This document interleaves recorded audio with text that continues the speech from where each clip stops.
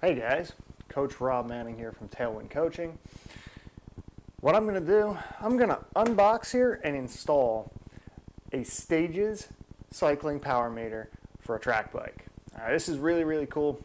This is the first time I'm using a power meter on a track bike, and of course I picked Stages, who is one of my big supporters for the podcast and among everything else, as the power meter of choice for that track bike itself. So I haven't even opened the box here. This thing just got here. I'm going to pop this thing open. We're going to take a look at it. Then we're going to go through installing it on my Ridley Arena, an aluminum track bike on here that I'm going to be using for racing on the track this year. So here we go. Let's take a look at this. I'm going to put my phone right there. If you guys have questions, you can feel free to ask them in the middle of the broadcast there. Stages, nice little box. I need to get myself a tool to open that sucker up. Let's see here.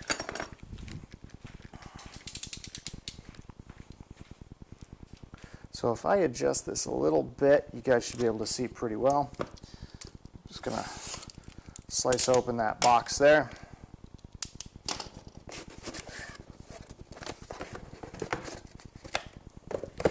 And Stages, of course, comes in their nifty little power meter box here. More tape. Slice that thing wide open. There we go. Voila. Stages. Dura Ace 7710 power meter. Octalink spindle right here. Power meter melted onto the back of that, or mounted onto the back of that. Nice power meter ANT number right there. I'm trying to center that so you guys can see it. Brand new, nice casing, all kinds of good stuff. I don't know what I dropped. I dropped something. This is a really nice feature that Stages comes with nowadays. Stages comes with a power meter serial number and ANT card. All right. And of course, Stages comes with all kinds of documentation. Nice sheet of little stickers here. Very nice. Power meter protection plan in case you're hard on your equipment and destroy stuff. How to purchase that power meter protection plan. Free Training Peaks Premium Access card, 8 weeks worth. And a Stages training plan if you want it. Honestly, I think my training plans are better, but that's beside the point. 1 month free of Trainer Road. For those of you who are using Trainer Road, you got stuff like that. And of course, power meter user guide, right? All that good stuff. Whatevs. I've installed so many of these, it's kind of ridiculous. It's become old hat to me now. So here we go. Brand new Dura Ace 7710 track crank. Brand new Stages mounted onto the back of that sucker. Okay. Still got the tab in the battery. I haven't even pulled the tab out of the battery yet. We're going to peel the, definitely going to peel the strip off that. It's got some goop on it from where they lubed it. It's got the nice little Stages logo on it. Pretty sweet. So, power meter track crankset. We're going to install an old school Dura Ace crankset on this track bike. Okay, 7710. Again, 167.5 millimeter length. That's what I use on the track bike. Really solid, really solid piece of equipment here. So give me half a second. I'm going to move this camera setup so that we can actually take a look at the bike itself. And here we go.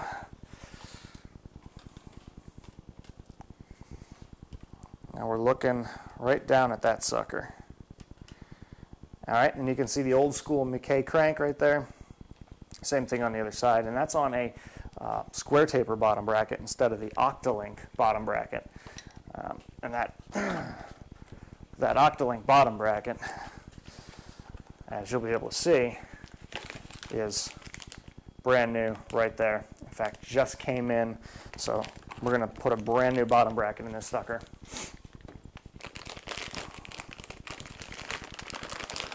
So I'm pretty excited to be starting using stages, using a power meter on the track.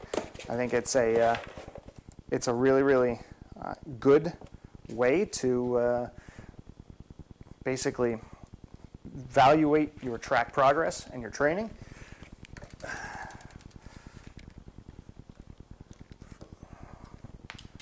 That was good.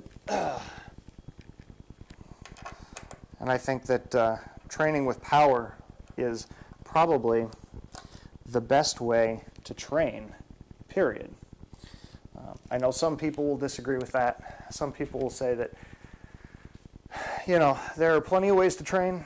We've trained without power for years and years and years. And that may entirely be true, but you know what? There's always a better way to do it. Always a better way to do it. And training with power, I think, is definitely a better way to do it. One thing to watch out for, guys, when you are working on a track bike, remember that that crankset and the rear wheel and everything is all attached. Don't do what I just did and pinch your freaking fingers into the rear wheel. That hurts. All right. We got that off. Now I got to get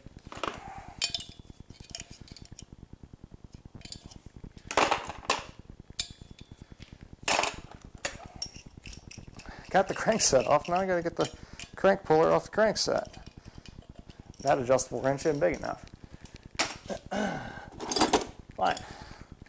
Get the big guy out. So to get this out of here, we simply unscrew. I can't see who that is.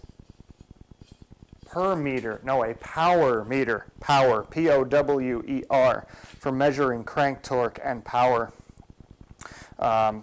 input from your legs into the pedals. So basically, this guy right here, iPhone woes, gotcha. So this guy right here, attached to the back of this crank arm, there's a little pod with some electronics in it. That pod actually has a couple of strain gauges in it. Strain gauges are a little piece of technology where as you bend the metal on this crankset, okay, it changes electrical conductivity or electrical impedance. Honestly, I can't remember which one it is. Based on that electronical, that's a great word. Based on that electronic impedance change or that electronic voltage change, a set of algorithms and a set of calculations is done, and that actually tells you how much force it takes to bend this crank arm that amount. All right? That gets put through another set of algorithms. Once it comes out as a measure of power for what you're putting into the pedals. So it's a really, really cool training device. And the reason it's a really cool training device is very specifically that as a training device, compared to heart rate or compared to any of the other training paradigms or metrics that you're using, power is purely, and I do mean purely, a measure of what your body is putting out at that given time. Heart rate is basically described as a measure of input.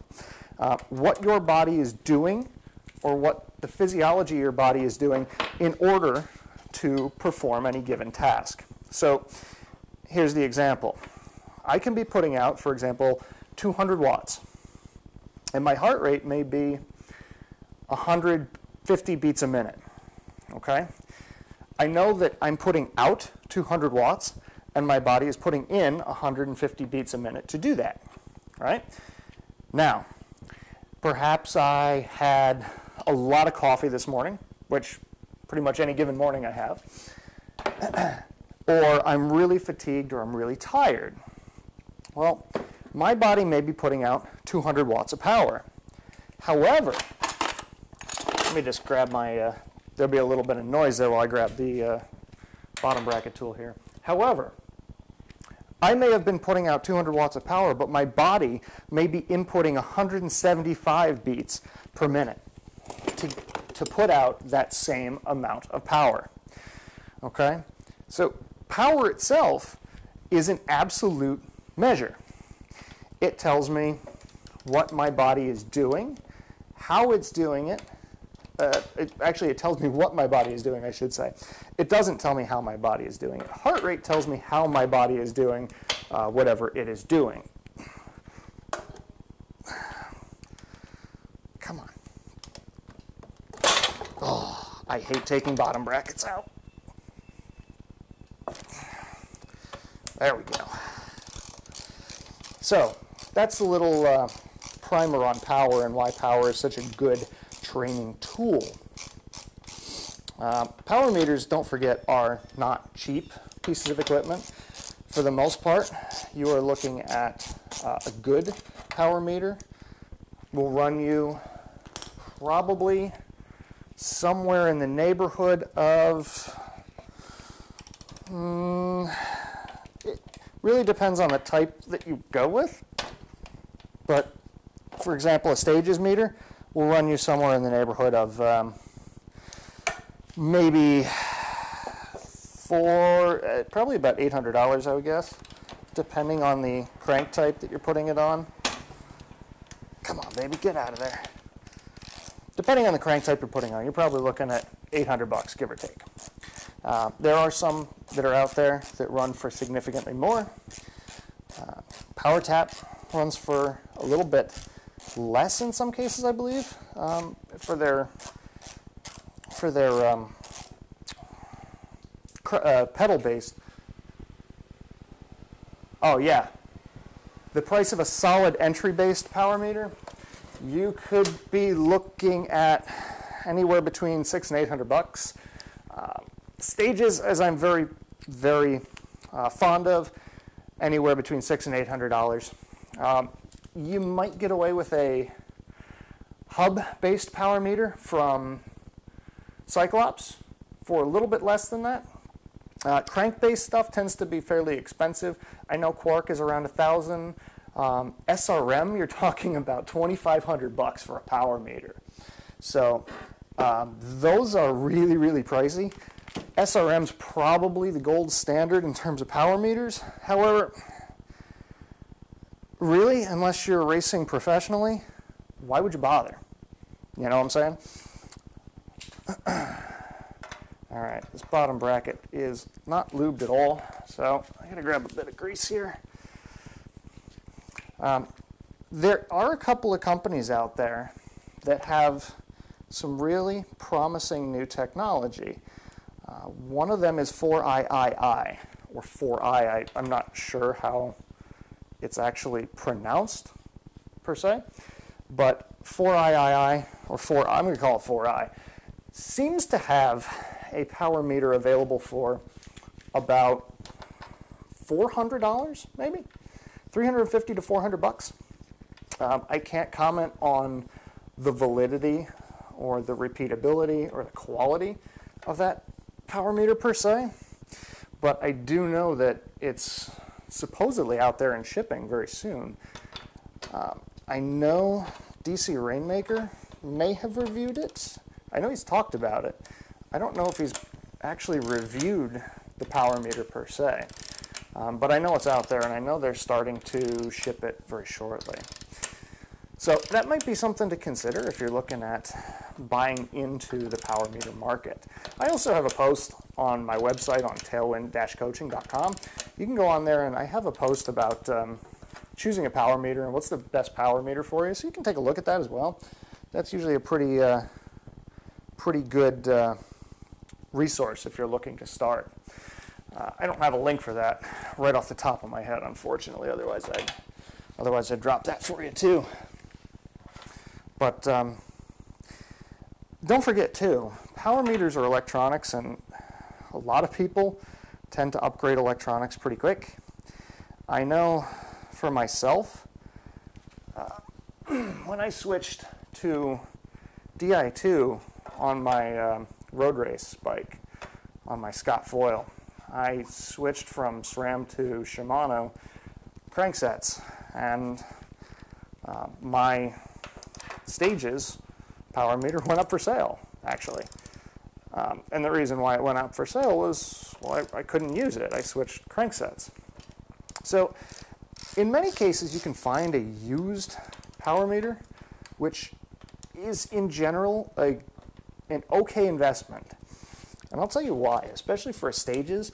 Stages had very, very, very few problems with their equipment. That's honestly, that's one of the reasons I'm an affiliate of theirs.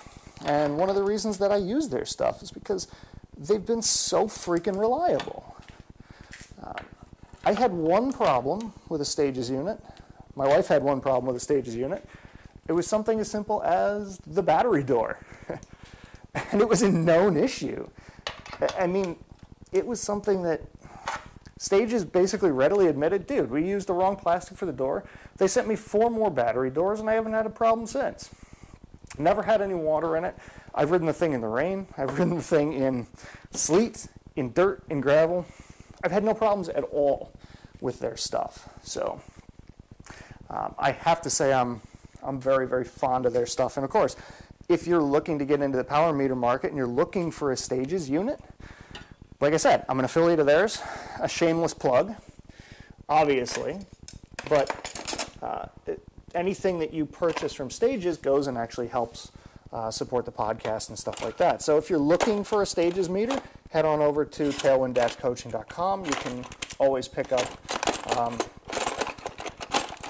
sorry about that. You can always pick up a Stages power meter through the link over there, and that'll help show some support for the show as well.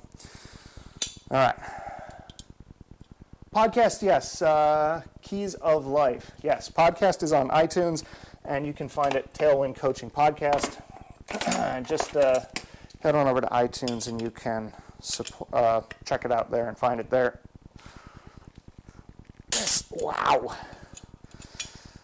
So,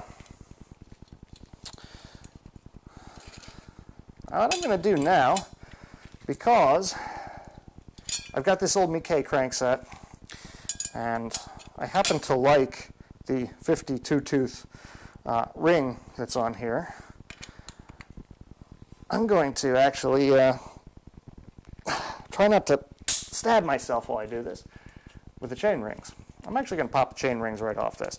Now, I haven't done it yet, but you can actually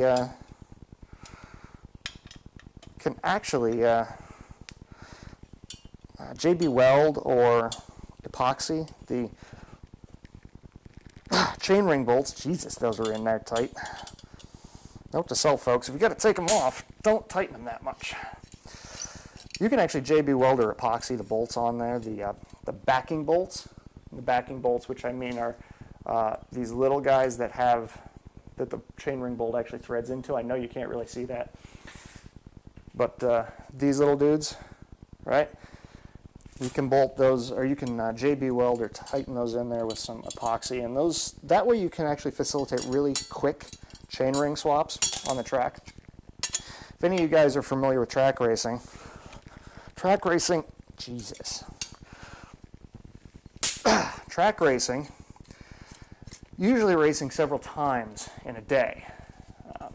Usually going to be some really quick races, a couple laps here and there to warm up.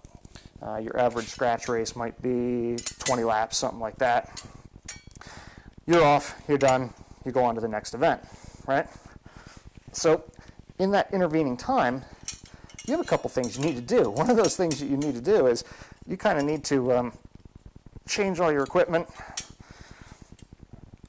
Wow, man. You got to change all your equipment out, and you have to do it in a reasonable fashion at time so that you're not all stressed out about it.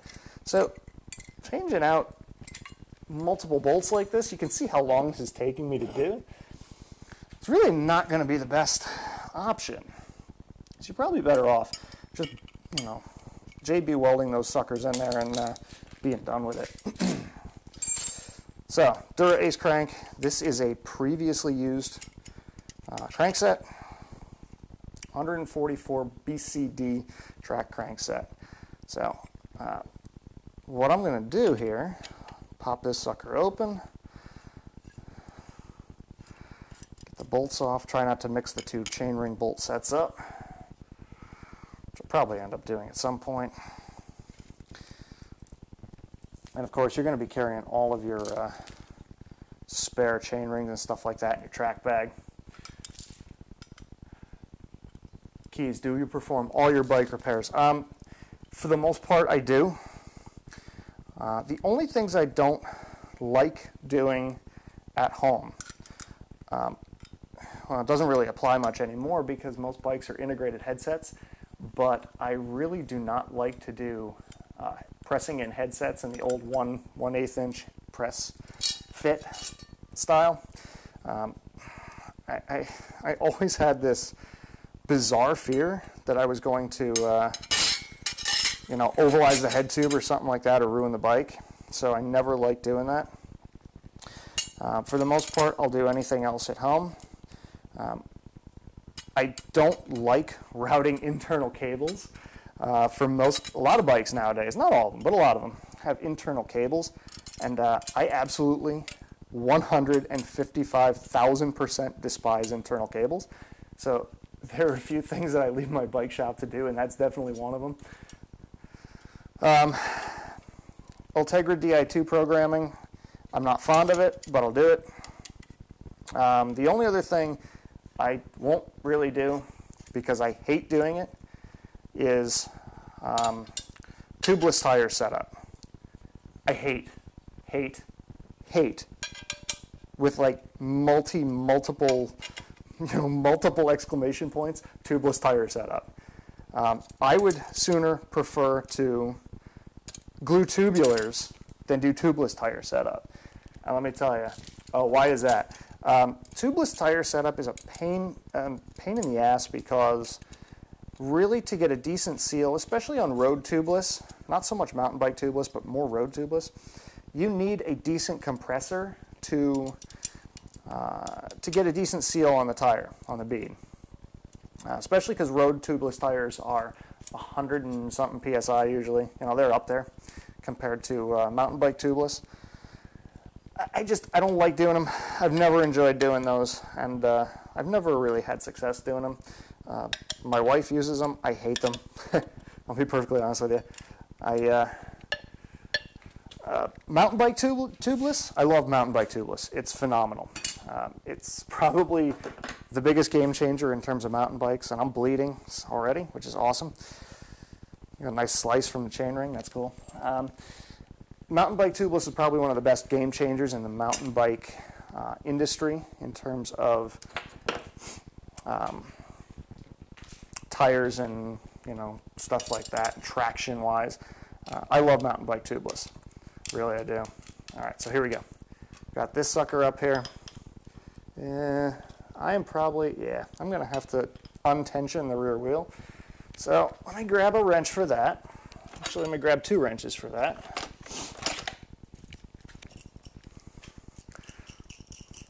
So for those of you who are unfamiliar with track wheels are fixed gear.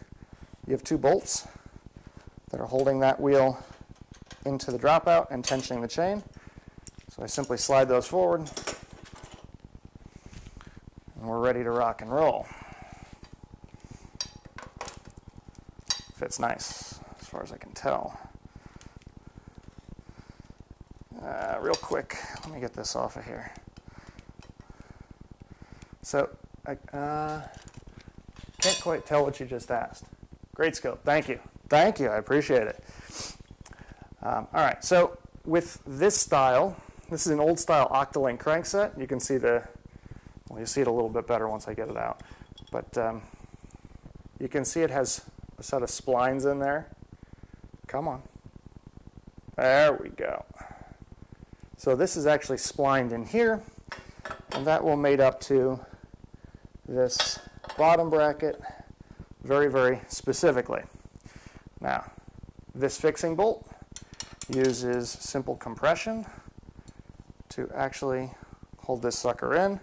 There's a ring on the outside, which I need my pin spanner to install, and that is the self-extracting ring. These are kind of a dinosaur in terms of cranks, and I'll be honest with you, I don't know why track bikes have never gone to like a two-piece crankset, because two-piece cranks are just a hell of a lot stiffer, and that's really what you want when you're racing on the track, is stiffness. So, but in any case, line up those splines, tighten this bad boy on there. Again, try not to pinch yourself in there. Now I'm going by feel. I can pretty much tell where I got to be. That's about right. That's about bottomed out, so that's not going any further. I'm going to wrap that chain around. And again, watch your rear wheel. Rear wheel is fixed, so you're kind of stuck there. Make sure I'm on the cog. I'm going to hand tighten this sucker. Try and keep it nice and even. The dropouts. And I'm just going to keep it hand tight. Now, big boys right here. Once again, Dura Ace stages. I got to see where my position is here for that. I also need the other crank arm, which I never even unwrapped this other crank arm. I knew, and the only reason I got this was because I knew that I was going to put stages on it. So just got to pull the self-extracting bolt out. So the way that's being done right here, pin spanner goes in the two holes and simply twist to get it out. Once I can get it far enough out, I can just pull it out. Now, power meter, especially stages, because it's on the crank arm itself, power meter does not require a separate cadence sensor. So, previous cadence sensor, which I had on this bike, is one of the new Garmin accelerometer-based cadence sensors. That thing is completely unnecessary at this point, and I just lost the self-extracting bolt. That's great. So that stage is going to pop right on there. And just like the other side, I'm going to thread that bolt in. I'm going to thread that self-extracting bolt in. In theory, I'm going to thread that self-extracting bolt in. Get the pin spanner on it. I'm going to try and get it started here by just spinning the cranks a little bit. And that thing's sliding in like butter.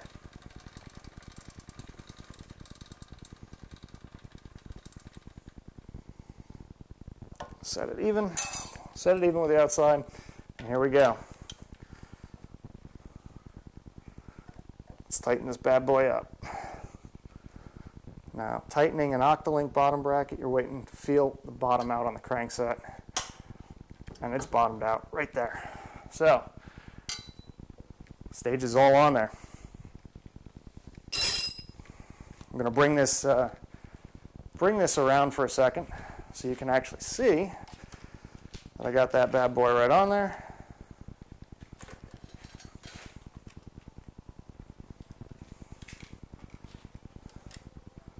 Let me bring it down a bit for you.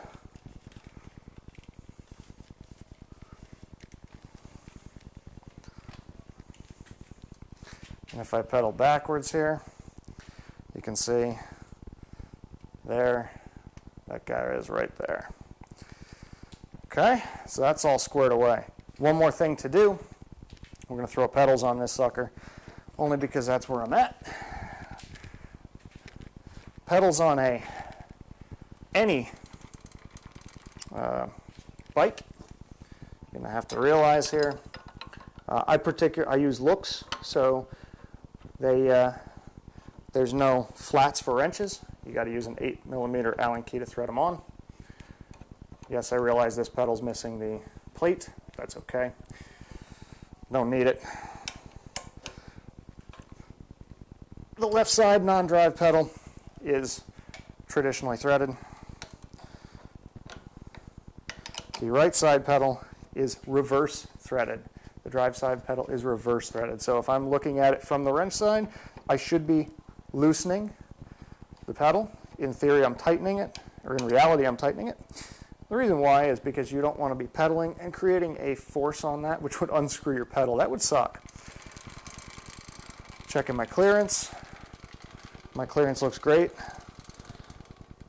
So checking clearance on stages.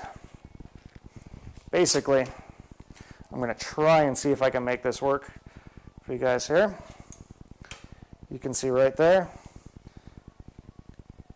crank arm, right? Stages unit, a little bit of space in between. That looks like it's about 7, 8 millimeters maybe. A little less, 5 millimeter probably. That's perfectly fine. I've got a 5 right here.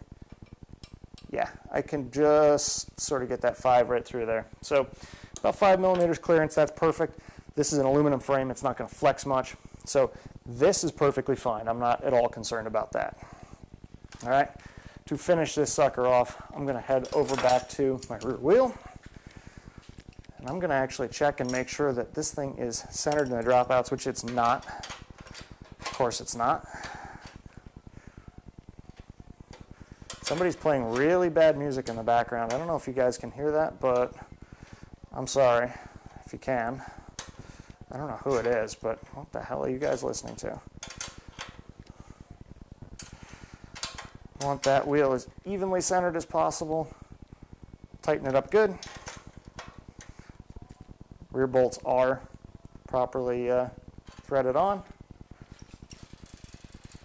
It's running nice and true.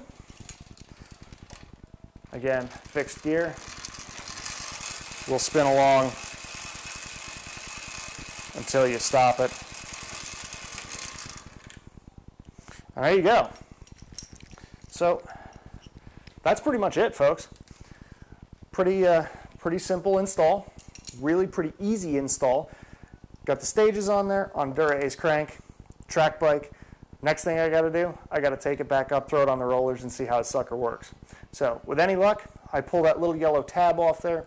I simply pair it up to my Garmin, and it'll calibrate. It'll take care of all that for me. Thanks for the info. Absolutely, bud. Anything I can do to help you guys out. Really glad to help you guys out. So I'm going to have another report on this thing as soon as I get some time on the track with it, on some time on the rollers.